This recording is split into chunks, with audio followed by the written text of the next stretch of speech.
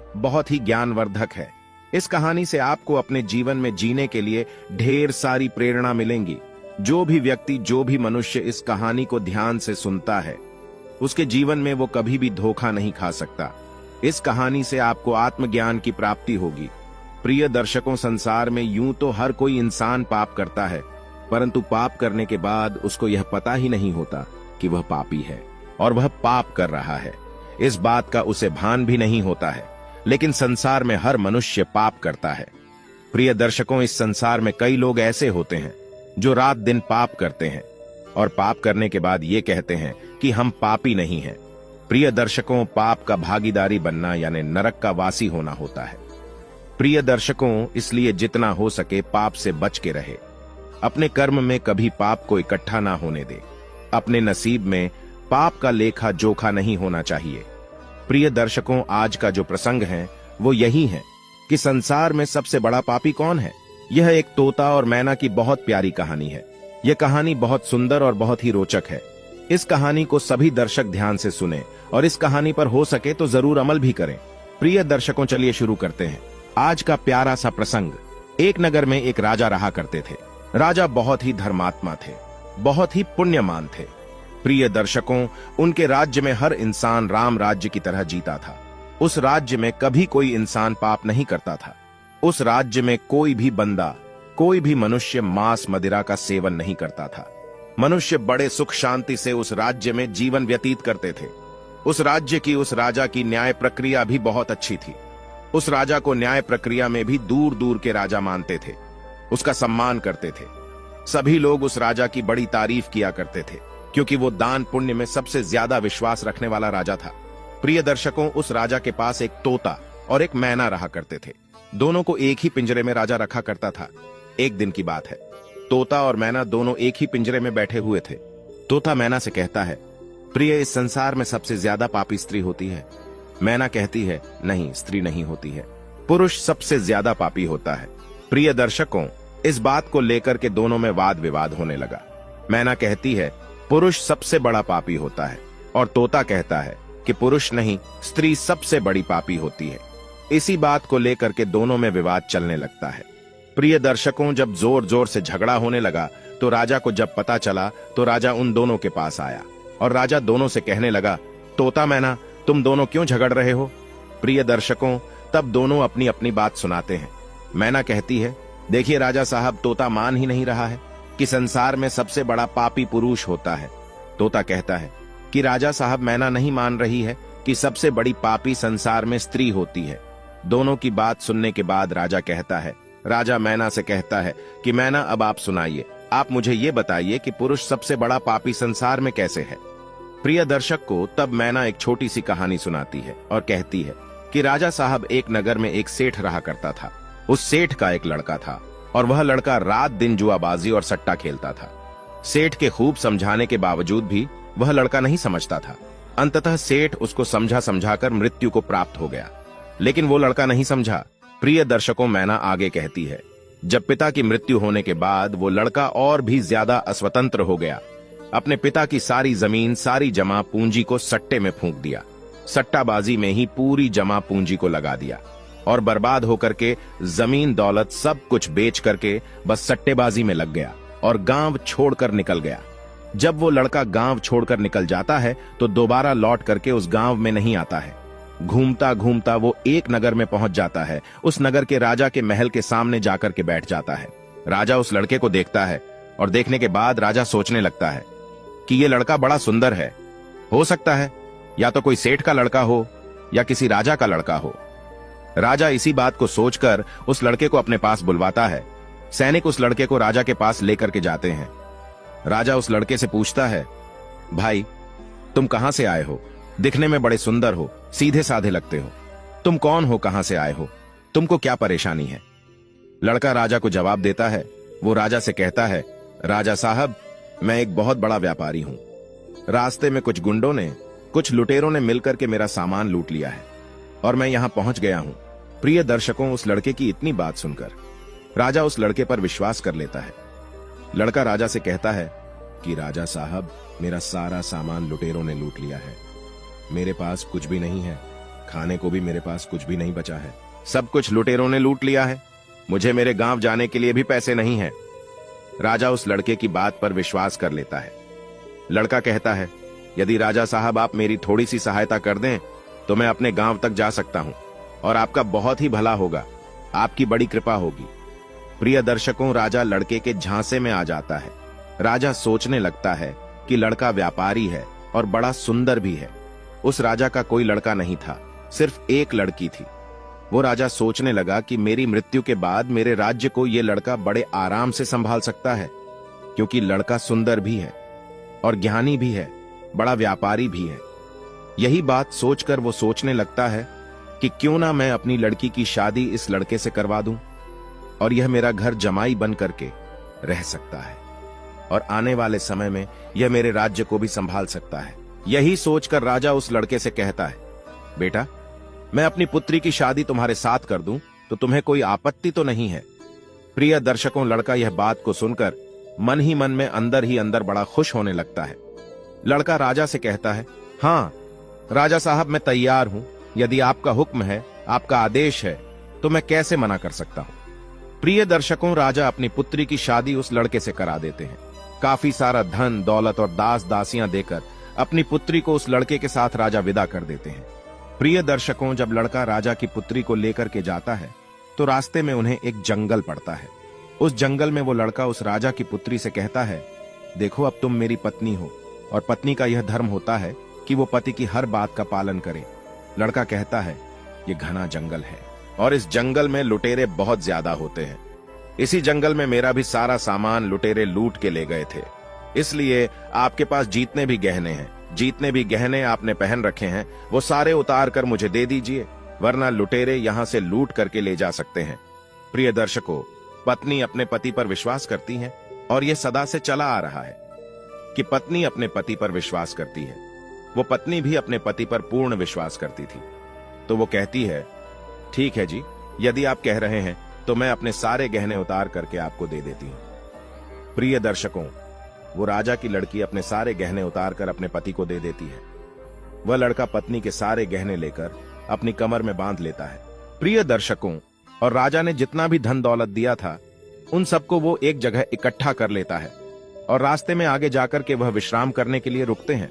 जब वह विश्राम करने के लिए रुकते हैं तो लड़का सभी दास दासियों को मार देता है और उस लड़की को पास ही में कुआं था, उस कुएं में धकेल देता है और वहां से सारा सामान लेकर के भाग जाता है।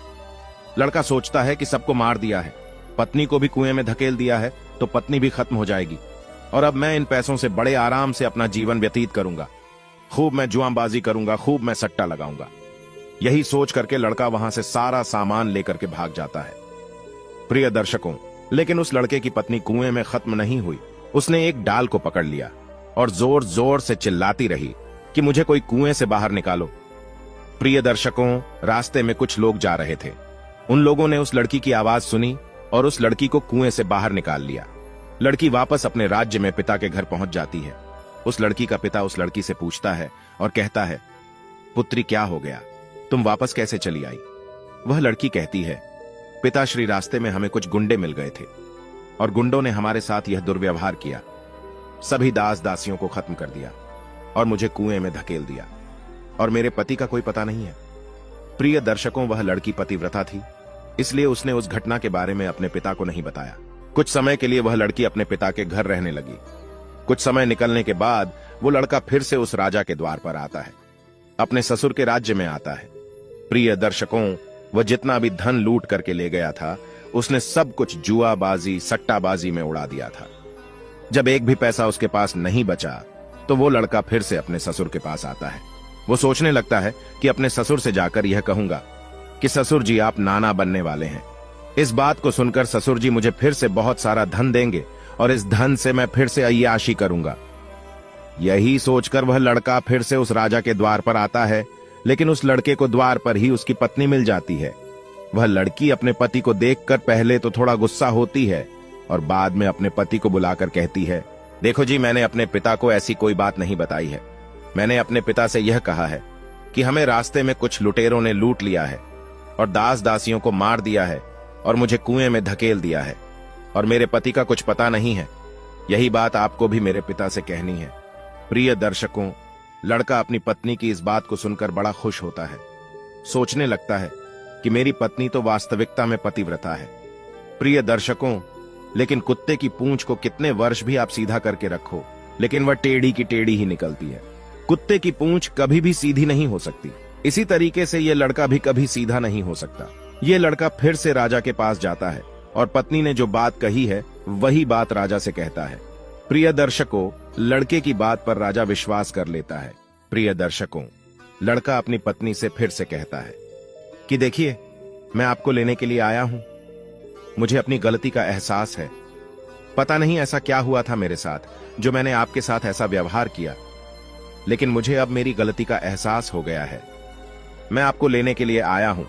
आपको कल सुबह ही प्रातःकाल ही मैं यहां से लेकर जाऊंगा। आप तैयार रहिएगा। अब आप जाकर सो जाइए। प्रिय दर्शकों, सारे घर वाले सो जाते हैं। राजा सो जाता है, उसकी पत्नी सो जाती है।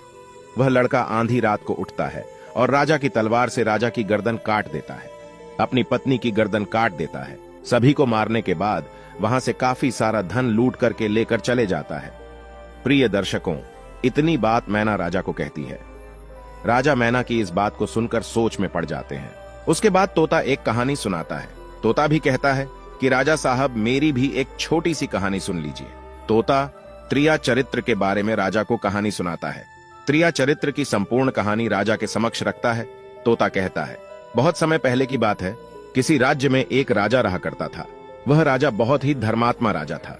उसकी राज्य की चर्चाएं बहुत दूर दूर तक फैली हुई थी। उस राजा का एक पुत्र था जिसकी उम्र कुछ ज्यादा नहीं थी, 12 या 13 वर्ष होगी। वह राजकुमार बड़ा ही सुंदर था। राजा उसकी शादी कर देता है। जब राजा ने उसकी शादी की तो राजकुमार मात्र 14 वर्ष का था। तभी उसकी शादी कर दी। राजा भी अब बूढ़ा हो चुका था। एक दिन राजा ने सोचा कि अपने राजकुमार को अब राजा बना देते हैं, क्योंकि उस राजा ने कई शादियां की थीं और पहले के राजाओं में यही नियम था कि राजा जितनी चाहे उतनी शादी कर सकता था। वह राजा अपने पुत्र को राजा बना देता है। उसकी शादी हो चुकी थी और एक नहीं, राजकुमार की 7 शादी हो चुकी थी। राजकुमार की भी 7 रानियां आई हुई थीं। वह राजकुमार जो कि राजा बना था, अपना पढ़ाई लिखाई फिर भी कर रहा था। वह रोज विद्यालय पढ़ने के लिए जाया करता था। एक दिन की बात है, जब वह राजकुमार पढ़ने के लिए विद्यालय जा रहा था तो रास्ते में उसे एक पनिहारीन मिली। वह पनिहारीन भी बहुत सुंदर थी। उस पनिहारीन ने राजकुमार से पूछा कि हे राजा, आप रोज कहां जाते हैं? वह राजकुमार कहता है कि मैं रोज पढ़ने के लिए, विद्या ग्रहण करने के लिए अपने गुरु के पास जाता हूं। पनिहारीन कहती है, यह तो अच्छी बात है, लेकिन यह बताइए, आपने त्रिया चरित्र पढ़ा है? राजकुमार कहता है कि नहीं। पनिहारीन कहती है कि आप त्रिया चरित्र अवश्य पढ़ो। राजकुमार कहता है कि यह त्रिया चरित्र क्या होता है? पनिहारीन ने कहा कि आप ये बात अपने गुरु से जाकर पूछना और त्रिया चरित्र अवश्य पढ़ना। राजकुमार कहता है कि मैं आज ही जाऊंगा और अपने गुरु से जाकर पूछूंगा कि आपने मुझे त्रिया चरित्र क्यों नहीं पढ़ाई। इतना बात कहने के बाद वह राजकुमार वहां से चल देता है। वह पनिहारीन की बात सुनकर राजकुमार गुस्से में था। उसकी आंखें लाल थीं। वह अपने गुरु को जाकर प्रणाम करता है। गुरुजी ने पूछा कि बेटा, क्या हुआ? आज तुम क्रोध में क्यों दिखाई दे रहे हो और तुम्हारी आंखें लाल क्यों हैं? क्या बात है, मुझे बताओ। राजकुमार ने क्रोध में जवाब दिया कि गुरुदेव, आपने मुझे त्रिया चरित्र क्यों नहीं पढ़ाई? ये बात आपने क्यों छुपाई? त्रिया चरित्र के बारे में मुझे बताया क्यों नहीं? गुरु कहते हैं कि बेटा, तुम त्रिया चरित्र नहीं पढ़ पाओगे, क्योंकि त्रिया चरित्र पढ़ना खतरे से खाली नहीं होता है, और जब तुम त्रिया चरित्र पढ़ोगे तो उसमें तुम्हारी जान भी जा सकती है। राजकुमार कहता है कि गुरुदेव, इसकी चिंता आप ना करें, अपनी रक्षा हम स्वयं कर लेंगे, आप केवल मुझे त्रिया चरित्र पढ़ाइए। गुरु कहते हैं कि ठीक है। गुरु उसे त्रिया चरित्र पढ़ाने लगते हैं। त्रिया चरित्र पढ़ते पढ़ते राजकुमार के 1 साल हो गए, और जब 1 वर्ष हो गया तो गुरु ने कहा कि बेटा, अब तुम्हारी पढ़ाई पूरी हो चुकी है। अब तुम घर जा सकते हो और आराम से अपने राज्य को चला सकते हो। अब तुम्हें यहां आने की कोई आवश्यकता नहीं है। राजकुमार कहता है, ठीक है गुरुदेव। राजकुमार जैसे ही जाने को होता है, गुरुदेव उसे रोक लेते हैं और कहते हैं, बेटा, मैं तुम्हें एक ऐसा गुटका देता हूं। यह गुटका जब तुम अपने कानों में लगाओगे तो कोई भी तुम्हें पहचान नहीं पाएगा और तुम उसे पहचान लोगे। राजकुमार वह गुटका अपने हाथों में ले लेता है और गुरु ने कहा, इस गुटका को ले जाओ और रात के 12 बजे आज ही के रात में अपने महल से निकल करके जंगल की तरफ जाना और पूर्व दिशा की ओर जाना। और जब तुम पूर्व दिशा की ओर जाओ तो यह गुटका अपने कान में लगा लेना और वहीं पर खड़ा हो जाना। वह राजकुमार कहता है कि ठीक है गुरुदेव, मैं ऐसा ही करूंगा। वह गुटका लेकर राजकुमार अपने महल आ जाता है। जब रात के 12 बज जाते हैं तो उस राजकुमार की 7 पत्नियां सो जाती हैं। आधी रात के समय वह राजकुमार अपने हाथों में गुटका लेकर महल से जंगल की तरफ चल देता है। वह राजा जंगल में पूर्व दिशा की ओर जाता है और वहां जाकर अपने कानों में गुटका लगा लेता है और वहीं पर खड़ा हो जाता है। तो उसने क्या देखा? उसने देखा कि वहीं पनिहारीन जो मुझे रास्ते में मिली थी, जिसने मुझे कहा था कि त्रिया चरित्र की पढ़ाई पढ़ो, कि वही पनिहारीन एक थाली में खाना लेकर आधी रात्रि को जा रही है। वहां थोड़ी ही दूरी पर एक संत अपनी कुटिया में रहते थे। वह पनिहारीन संत के पास खाना लेकर जा रही थी। राजा ने देखा कि ये तो वही पनिहारीन है जिसने मुझसे कहा था कि त्रिया चरित्र की पढ़ाई पढ़ो। लेकिन पनिहारीन उस राजा को नहीं पहचान पाई, क्योंकि राजा के कानों में गुटका लगा हुआ था। गुटका लगने की वजह से राजा किसी को भी पहचान सकता था। राजा ने अपने मन में सोचा कि चलो उसके पीछे चलते हैं कि ये आधी रात को भोजन लेकर संत की कुटिया की तरफ क्यों जा रही है, इसका क्या कारण है। वह राजा भी उसके पीछे पीछे छुपता हुआ चल दिया। अब वह पनिहारीन उस कुटिया में उस साधु के वहां पहुंचती है। उस बाबा के पास एक जादू की पोटली थी। वह बाबा जादूगर था।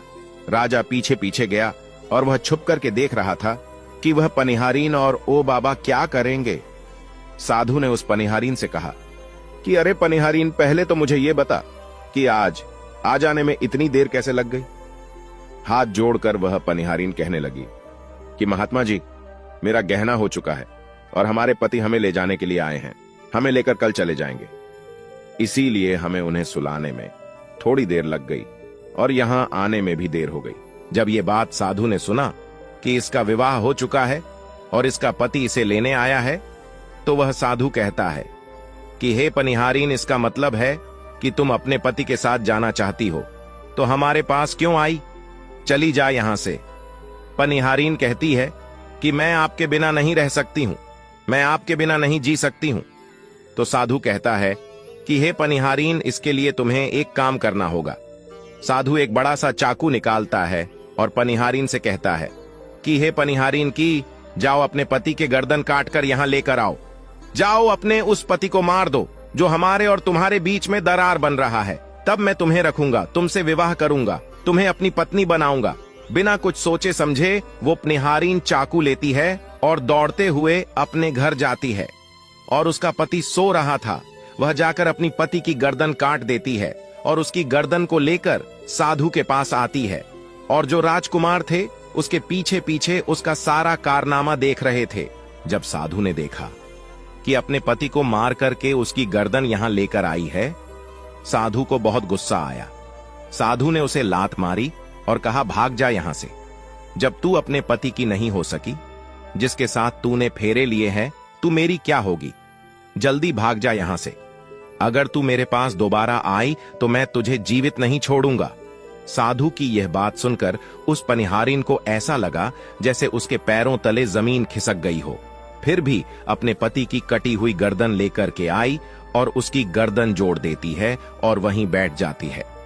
और इधर जैसे ही सवेरा हुआ, अपने पति के पास बैठकर रोने लगती है और चिल्लाने लगती है। कहती है, देखो देखो, किसी ने मेरे पति की हत्या कर दी।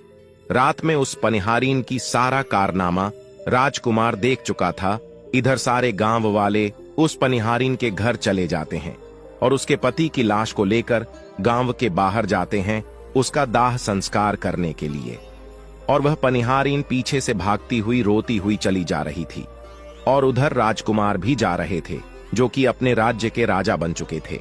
पनिहारीन रोती हुई चिल्लाती हुई पहुंची और कहने लगी, मैं तो सती बनूंगी, क्योंकि अगर जब मेरे पति ही नहीं रहे तो ऐसे जीवन का क्या फायदा, मैं इन्हीं के साथ सती हो जाऊंगी।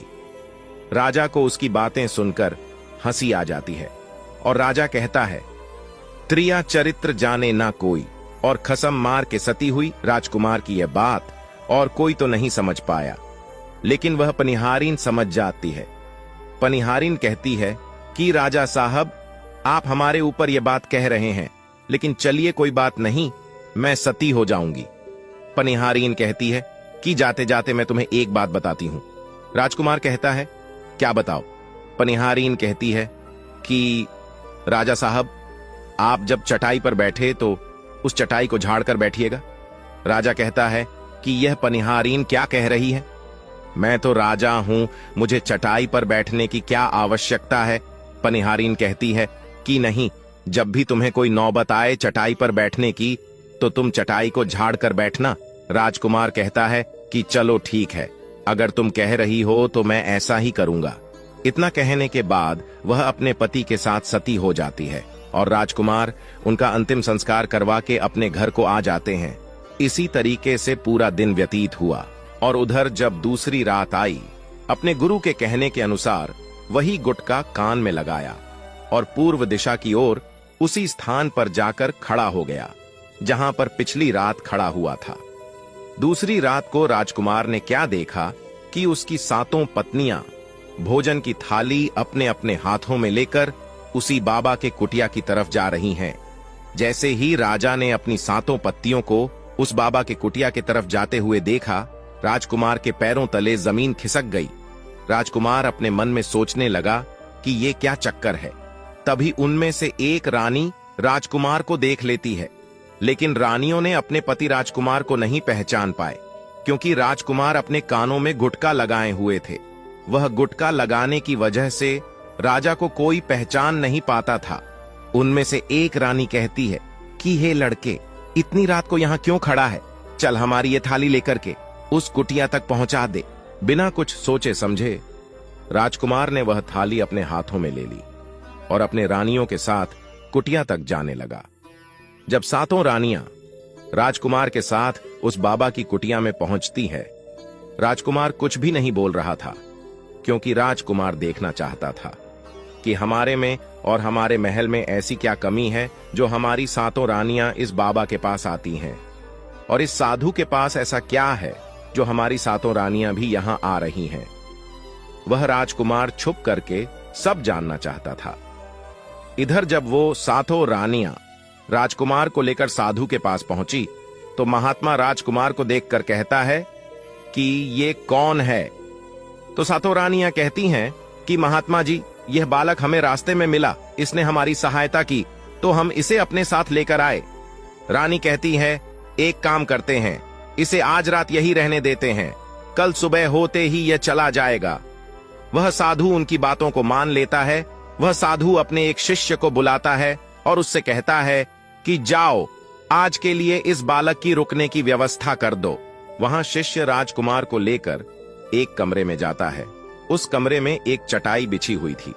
शिष्य कहता है कि देख भाई, आज तुझे इस चटाई पर सोना पड़ेगा। वह शिष्य राजकुमार को इतना कहकर वहां से चला जाता है। राजकुमार उस कमरे में अकेले पड़ जाता है। राजकुमार अपने मन में सोचता है कि आज तो नौबत आ ही गई चटाई पर सोने की। फिर राजा कहता है, चलिए कोई बात नहीं, आज की रात हम चटाई पर ही गुजार लेंगे। राजकुमार जैसे ही चटाई पर बैठने ही वाला था कि उसे पनिहारीन की बात याद आ गई। वह सोचने लगा कि पनिहारीन ने मुझसे कहा था कि जब भी तुम्हें चटाई पर बैठने की नौबत आए तुम चटाई को अवश्य झाड़ लेना। चलो आज पहले झाड़ ही लेते हैं, हो सकता है इसका कोई राज हो। जैसे ही राजा ने चटाई उठाई तो उसने क्या देखा? उसने देखा कि एक बहुत बड़ा भयानक कुआं है। राजा ने जब उस कुएं को देखा तो राजा के होश उड़ गए। राजा उस कुएं के अंदर झांक के देखा है। राजा को अंदर बहुत सारे कैदी दिखाई देते हैं जिन्हें उस साधु ने अंदर कैद करके रखा था। उन कैदियों में से एक आदमी ने राजकुमार को पहचान लिया। वह आदमी राजकुमार से कहता है कि राजकुमार, आप यहां कैसे आ गए? राजकुमार कहता है कि धीरे बोलो, नहीं तो सब पोल पट्टी खुल जाएगी। तब सभी कैदियों ने कहा कि राजा साहब, आप यहां से भाग जाइए, हम तो यहां से निकल नहीं पाए, लेकिन आप यहां से भाग जाइए, नहीं तो आपका भी यही हाल हो जाएगा जो कि हमारा हुआ है। आप भी यहां फंस जाएंगे, आपको भी पकड़कर ये साधु इसी में डाल देगा। आप जितना जल्दी हो सके यहां से भाग जाइए। राजा जब उस कमरे के अंदर गया था तो अपने कान में से गुटखा निकाल लिया था, और जब राजा वहां से भागा तो अपने कान में गुटखा लगाना भूल ही गया। राजा को भागते हुए उन रानियों ने और साधु ने देख लिया था। रानियों ने जब राजा को भागते हुए देखा तो रानियां कहती हैं, ये तो हमारे पति हैं। रानियां उस महात्मा से कहती हैं कि महात्मा जी, अब तो हमारी सारी पोल पट्टी खुल जाएगी। ये तो हमारे पति हैं और वह भागे जा रहे हैं। उन्होंने हमें यहां देख लिया है, अब हमारा क्या होगा? वह साधु कहता है कि तुम यहां क्या देख रही हो? जल्दी जाओ और अपने पति को पकड़कर लाओ। वह सातों रानियां राजकुमार को पकड़ने के लिए दौड़ी दौड़ी जाती है, लेकिन वह राजा जो था इतना तेज भागा कि वो अपने महल जा पहुंचा। रानियां घबरा गईं, रानियों के तो होश उड़ गए। रानियां फिर वापस उसी बाबा के पास आती हैं और बाबा से कहती हैं कि महाराज, अब तो हमारे पति हमें जीवित नहीं छोड़ेंगे, हम जैसे ही घर जाएंगे वो हमारी जान ले लेंगे। हे महात्मा, आप हमें बचा लीजिए, इसका कोई उपाय कीजिए। तब जाके वह साधु उन रानियों को एक जादुई कील देता है और कहता है कि जब तुम महल जाओ तो अपने पति को बहला फुसलाकर उसके माथे में ये कील ठोक देना। यह जादुई कील तुम्हारे पति को भेड़ बना देगा और तुम सातों मिलकर उसे मार देना। बस कहानी खत्म हो जाएगी और तुम सातों रानियां बच जाओगे। सातों रानियां तैयार हो जाती हैं। वो सातों रानियां साधु की बात मान लेती है और जादुई कील लेकर महल आती है। वह सातों रानियां आपस में विचार करती हैं कि राजा सबसे ज्यादा प्रेम सबसे छोटी वाली रानी को करते हैं, तो वह 6 रानियां मिलकर जादू वाला कील छोटे रानी को दे देती है और कहती हैं, ये लो तुम्हारा काम है, तुम किसी भी तरह राजकुमार के सर में ये कील ठोक देना। वह छोटी वाली रानी कहती है कि ठीक है। वह कील छोटी वाली रानी ले लेती है। जब राजा ने उन सातों रानियों को आते हुए देखा तो क्रोध में कहा कि पहले तुम यही रुको, पहले मुझे ये बताओ कि हमारे राज्य में और हम में ऐसी क्या कमी है कि तुम आधी रात को उस साधु के पास जाते हो? इसका क्या कारण है? पहले तुम मुझे बताओ। तो सातों रानियां हाथ जोड़कर कहती हैं कि महाराज, हमें माफ कर दीजिए। हमें लगता है कि उस साधु बाबा ने हम पर कोई जादू टोना कर दिया था, इसीलिए हमसे ऐसी गलती हो गई। आइंदा ऐसी गलती हमसे कभी नहीं होगी। छोटी रानी की ऐसे बातें सुनकर राजा उनकी बातों को मान लेता है, क्योंकि वह राजा छोटी रानी से बहुत प्रेम करता था। वह राजा भी सोचने लगता है कि शायद उस बाबा ने ही इन पर कोई जादू टोना किया होगा। राजा अपनी सातों पत्नियों को माफ कर देता है और कहता है, ठीक है, तुम अपने कमरे में चली जाओ। सबसे छोटी रानी, जिससे राजकुमार बहुत प्रेम करता था, सबसे छोटी रानी राजकुमार को खाना खिलाती है और राजकुमार को सुला देती है। जब वह राजा सो गया तो वह 6 रानियां भी वहीं आ जाती हैं। सबसे छोटी रानी जो थी वो जादुई कील निकालती है और राजा के सर में ठोक देती है। छोटी रानी ने कील जैसे ही ठोका, राजा पूरा तेजी से उठा, लेकिन उतने समय में वो भेड़ बन चुका था। अब उस राजा में इतनी शक्तियां नहीं थी कि उन रानियों से मुकाबला कर सके। वह सातों रानियां उस राजा को पकड़ने लगी। राजा फिर भी हिम्मत नहीं हारा। अपनी महल की खिड़की से कूदकर राजा भागते भागते अपने गुरु के पास पहुंच गया और कहने लगा कि हे गुरुजी, मुझे माफ कीजिए, मेरी जान बचाइए, नहीं तो मैं मारा जाऊंगा। गुरु कहते हैं कि हे बेटा, मैंने तुमसे कहा था कि तुम त्रिया चरित्र मत सीखो, इसमें जान भी जा सकती है। अब सीखो त्रिया चरित्र, देखा इसका नतीजा। राजकुमार कहता है, गुरुदेव मुझे माफ कर दो और जल्दी मेरी जान बचाओ, नहीं तो मैं मारा जाऊंगा। मेरी ही पत्नी ने मेरे सर में जादुई कील ठोक दी है, जिसकी वजह से मैं भेड़ बन चुका हूं। गुरु ने जब ध्यान से देखा तो कहा कि वही कील है जो वह साधु ने दिया है, मैं तुम्हें अब नहीं बचा सकता। राजकुमार कहता है कि नहीं गुरुदेव, ऐसा मत कहिए, मैं आपका शिष्य हूं, आपका कर्तव्य है मेरी जान बचाना। तो अब गुरु कहते हैं कि ठीक है बेटा, मैं तुम्हें बचा तो नहीं सकता, लेकिन एक उपाय है। राजकुमार कहता है, क्या गुरुदेव? वह गुरु कहते हैं कि हम तुम्हें तोता बना देंगे, और जब हम तुम्हें तोता बना देंगे तो तुम सुखवाल राजा के राज्य में चले जाना और वहीं जाकर रहना, क्योंकि सुखवाल राज्य में वह साधु का जादू नहीं चलता है। वह राजकुमार कहता है, ठीक है गुरुदेव, आप हमें तोता बना दीजिए। वह गुरुदेव उसे तोता बना देते हैं और वो तोता बनने के बाद वो वहां से उड़ा और सुखवाल राजा के राज्य में चला गया। जहां पर बहुत सारे तोता रहते थे वहीं जाके रहने लगा और सातों रानियां उस राजकुमार को खोज रही थीं। जब राजकुमार नहीं मिला तो वह फिर से उस बाबा के पास जाती हैं और कहती है कि बाबा जी, वह राजकुमार तो भाग चुका है। आप अपनी पोटली निकालिए और देखिए कि वह कहां है। वह महात्मा अपनी पोटली खोलता है और देखने लगता है कि वह राजकुमार तोता बनकर के सुखवाल राजा के राज्य में रह रहा है। वह साधु ये सारी बात रानियों को बताता है। तो रानियां कहती हैं कि हे स्वामी, अब क्या करें। वह साधु कहता है कि अब तुम अपने राजमहल में जाओ और जाकर के घोषणा कर दो कि जो भी तोता पकड़ करके लाएगा, हम उसे 5 सोने के सिक्के देंगे। वह सातों रानियां अपने महल पहुंचती हैं और वहां पर घोषणा कर देती है कि सभी बहेलियां से कह दो कि जो भी तोता पकड़ कर लाएगा, हम उसे 5 सोने के सिक्के देंगे। उस राज्य के जितने बहेलियां थे, तोता पकड़ने के लिए चारों तरफ घूमने लगते हैं और जो भी तोता पकड़ते लेकर के रानी के पास जाते और 5 सिक्के लेते और वहां से चले जाते। और वह सातों रानियां उस तोते को मार देती। ऐसे ही धीरे धीरे बहुत समय निकल गया और यह राजकुमार जो तोता बनकर जहां गया था, वहां सारे तोताओं से बहुत अच्छी अच्छी बातें करता था, उन्हें बहुत ज्ञान की बातें बताता था। तो सारे तोता को लगा कि यह तोता तो बहुत समझदार है, यह तोता तो बहुत अच्छी अच्छी बातें करता है, इसे हम अपना राजा बना लेते हैं। सभी तोता मिलकर के उसे राजा बना लेते हैं। वह राजकुमार सभी तोताओं का राजा बन जाता है और वहीं छुपकर रहने लगता है। एक बहेलिया तोता पकड़ते पकड़ते सुखवाल राजा के राज में पहुंच जाता है और वह उसी पेड़ के पास पहुंच जाता है जहां पर वह राजकुमार तोता बनकर छुपकर रहता था। जब उस बहेलिये ने इतने सारे तोते को देखा तो अपने मन में सोचा कि अगर हम इतने सारे तोते पकड़कर रानी के पास ले जाएंगे तो हमें बहुत सारे सोने के सिक्के मिल जाएंगे। लेकिन वह बहेलिया सोचता है कि हम इतने सारे तोताओं को पकड़ेंगे कैसे। जिस पेड़ पर वह तोता रहते थे, वह पेड़ गोंद वाला था। जैसे ही सुबह हुआ, उस पेड़ से सारे तोता उड़कर दाना पानी के लिए बाहर चले जाते हैं। और इधर बहेलिया क्या करता है, अपने चाकू से पेड़ पर चारों तरफ कट लगा देता है, जिससे कि पेड़ से बहुत सारे गोंद निकल जाते हैं। पेड़ के चारों तरफ गोंद ही गोंद हो जाते हैं। अब बहेलिया सोचता है कि जब भी वो सारे तोते आएंगे, इस पेड़ पर बैठेंगे, वो सभी इस पेड़ में चिपक जाएंगे और मैं आसानी से उन्हें पकड़कर लेकर चला जाऊंगा। बहेलिया वहीं छिप करके देखने लगा और जब शाम हुआ, सारे तोता वापस आए और वह तोता जैसे ही पेड़ पर बैठे, सभी का पैर उस पेड़ में चिपक गया, क्योंकि पूरे पेड़ में गोंद ही गोंद लगा हुआ था। अब तो सारे तोते परेशान हो गए, उसमें राजकुमार भी, जो तोता बना हुआ था, वो भी चिपक गया था। सारे तोते राजकुमार से कहते हैं, क्योंकि सारे तोते राजकुमार को अपना गुरु मानते थे, कि आप कुछ भी सोचो, हम सबको बाहर निकालो, नहीं तो सुबह तक वो बहेलिया आएगा और हमें पकड़ कर लेकर चला जाएगा।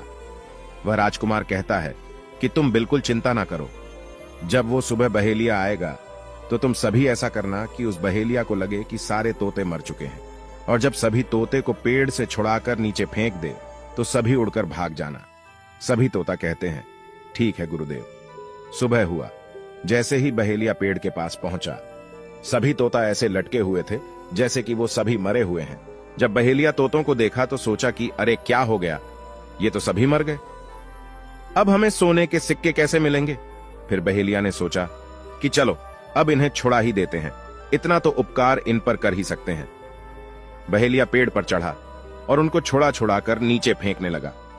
बहेलिया ने सभी तोते को छुड़ाकर नीचे फेंक दिया, लेकिन जो राजकुमार था, जो तोता बना हुआ था, वह वहीं पर रह गया और नीचे जितने भी तोते थे वह सभी उड़कर भाग गए। बहेलिया ने सोचा, अरे ये क्या हुआ, इस पर तो सिर्फ एक ही तोता है जो कि मरा लटका हुआ है, और जितने तोते को मैंने छुड़ाकर नीचे फेंका वह सभी उड़कर भाग गए। बहेलिया ने सोचा, इसका मतलब ये सारे तोताओं ने मिलकर मेरे साथ धोखा किया है। अब वह राजकुमार जो था, जो तोता बना हुआ था, वही सिर्फ पेड़ पर लटका हुआ था। वह बहेलिया कहता है कि ये सब तुम्हारी चाल है, चलो अब मैं तुम्हें लेकर जाऊंगा और रानी के हाथ बेच दूंगा और मुझे 5 सोने के सिक्के मिल जाएंगे। और इधर वह बहेलिया उस तोता को बेचने के लिए रानी के पास जाने लगता है। रास्ते में वह तोता कहता है, जो कि राजकुमार था, वह बहेलिया से कहता है कि तुम मुझे कहां ले जा रहे हो। तो वो बहेलिया कहता है, मैं तुम्हें बेचने के लिए रानी के पास ले जा रहा हूं, अगर मैं तुम्हें वहां बेचूंगा तो मुझे 5 सोने के सिक्के मिलेंगे। वह राजकुमार कहता है कि मैं अगर तुम्हें 50,000 सोने के सिक्के दिलाऊं तो क्या तुम मुझे नहीं बेचोगे। बहेलिया कहता है, तुम्हें बेचना तो है ही, लेकिन तू मुझे 50,000 सोने के सिक्के कैसे दिलाएगा। वह तोता कहता है कि राजा सुखवाल के यहाँ एक बहुत बड़ा मेला लगता है, तुम मुझे वहीं बेच दो, मोल में स्वयं बताऊंगा। वह बहेलिया उस तोते की बात मान लेता है और रानी के पास बेचने की जगह वो सुखवाल राजा के राज्य में उसके मेले में तोता को बेचने चला जाता है। और सुखवाल राजा के राज्य में यह नियम था कि अगर किसी व्यक्ति का सामान शाम तक ना बिके तो वह राजा स्वयं आकर उसे खरीद लेता था। वह बहेलिया उस तोते को लेकर बाजार में पहुंचा हुआ था।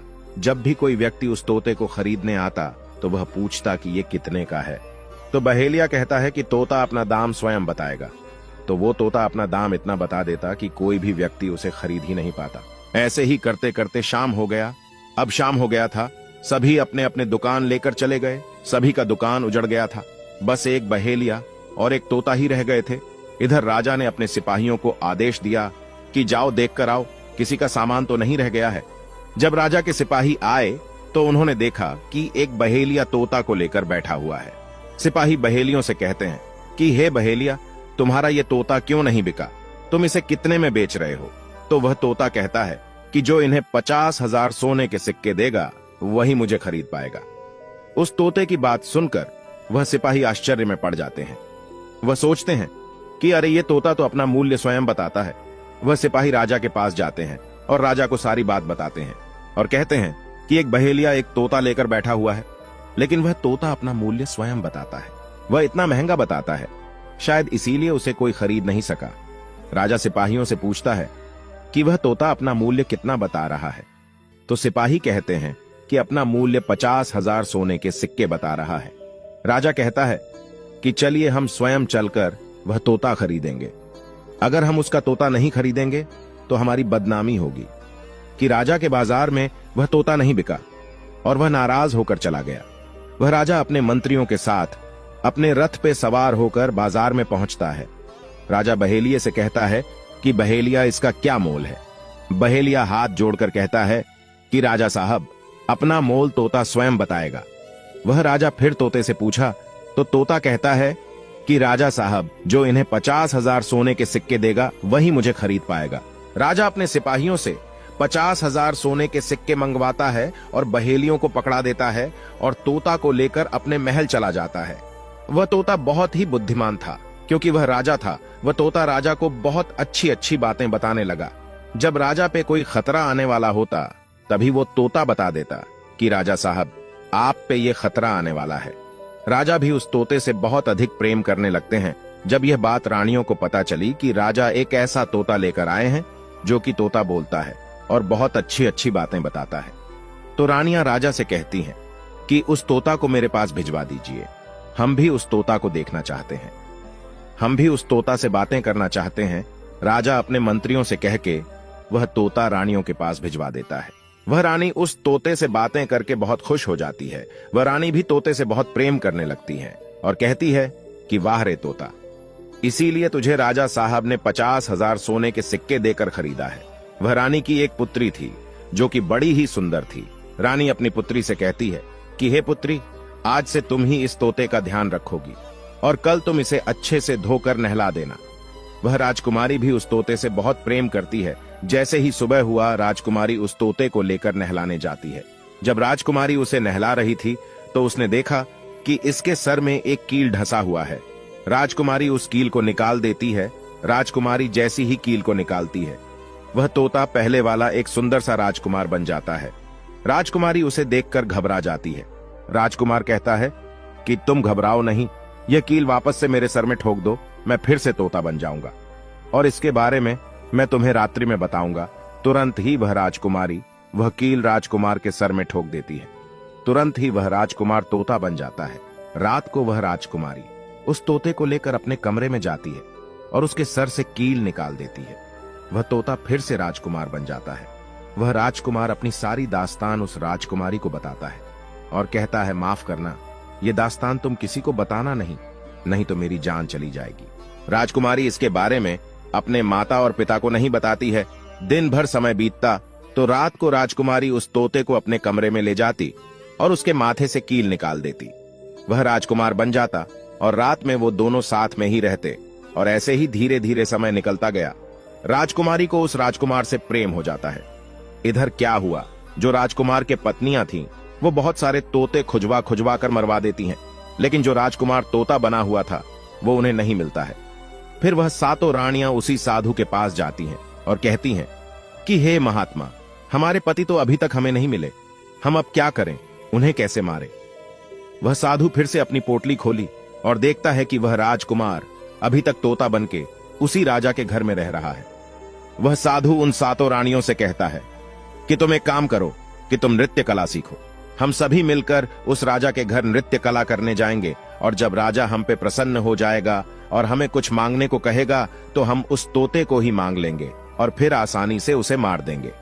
धीरे धीरे समय बीता, साधु तबला बजाता और सातों रानियां नृत्य कला सीखती। वह पूरी तरह से नृत्य कला सीख चुकी थीं। अब साधु को लगा कि हम सफलता प्राप्त कर सकते हैं और उस तोते को उस राजा से मांग सकते हैं। वह साधु का भेष बदल करके उन सातों रानियों को नृत्य कला वाली स्त्री बना करके राजा सुखवाल के दरबार में पहुंच गया। राजा उस साधु से पूछता है कि आप लोग कौन हैं, यहाँ क्यों आए हैं। वह साधु कहता है कि हम सब नृत्य कला वाले हैं, आपके महल में हम नृत्य कला दिखाना चाहते हैं, गाना चाहते हैं। राजा सुखवान को भी गाने बजाने का बहुत शौक था, वह मान जाते हैं। उधर वह साधु अपना गाना बजाना चालू करता है। जब उनकी गाने बजाने की आवाज तोता के कानों में पहुंची तो तोता समझ गया कि वह साधु हमारी सातों रानियों को लेकर भेष बदलकर यहाँ पर आ गया है, अब हमारी जान नहीं बचेगी। जब रात हुआ तो राजकुमारी उस तोते को लेकर अपने कमरे में जाती है, उस तोते के सर से कील निकालती है और वह तोता राजकुमार बन जाता है। वह राजकुमार सारी बातें उस राजकुमारी को बताता है, कहता है कि देखो, जो ये गाने बजाने वाले आए हैं ये वही साधु हैं। यह गाने बजाने से राजा को खुश कर देगा और बदले में मुझे मांग लेगा और ले जाकर मुझे मार देगा। वह राजकुमार कहता है कि सुनो राजकुमारी, जब राजकुमार बोले कि तोता को लेकर आओ तो तुम मुझे मत देना। जब राजा स्वयं ही मुझे लेने आए तब पर भी तुम मुझे मत देना। कह देना कि मैं इस तोता को नहीं दूंगी, और जब राजा ना माने, राजा तुमसे जिद करें और मुझे मांगे, तब तुम गुस्से में आकर के पिंजरे को फेंक देना। उसके बाद अपने बचने का रास्ता हम स्वयं ही ढूंढ लेंगे। राजकुमारी कहती है कि ठीक है। वहां पूरी रात गाना बजाना हुआ तो राजा परेशान होकर उन्हें कहते हैं कि मांगो, क्या मांगना चाहते हो। वह साधु कहता है कि जो आपके पास तोता है, जो आप कुछ दिनों पहले ही खरीदे हैं, वह तोता आप मुझे दे दो। राजा कहता है ठीक है। राजा अपने मंत्री को आदेश देता है कि जाओ उस तोते को लेकर आओ। वह मंत्री राजकुमारी के पास पहुंचता है और कहता है कि ये तोता मुझे दे दो। राजकुमारी कहती है नहीं, मैं तोते को नहीं दूंगी। मंत्री कहता है कि देखिए, आप जिद मत कीजिए। राजकुमारी कहती है कि तुम जाओ और मेरे पिताजी को यहां भेज दो, वो आकर इसे ले जाएंगे। मंत्री राजा को जाकर सारी बात बताता है। राजा स्वयं ही आता है उस तोते को लेने के लिए।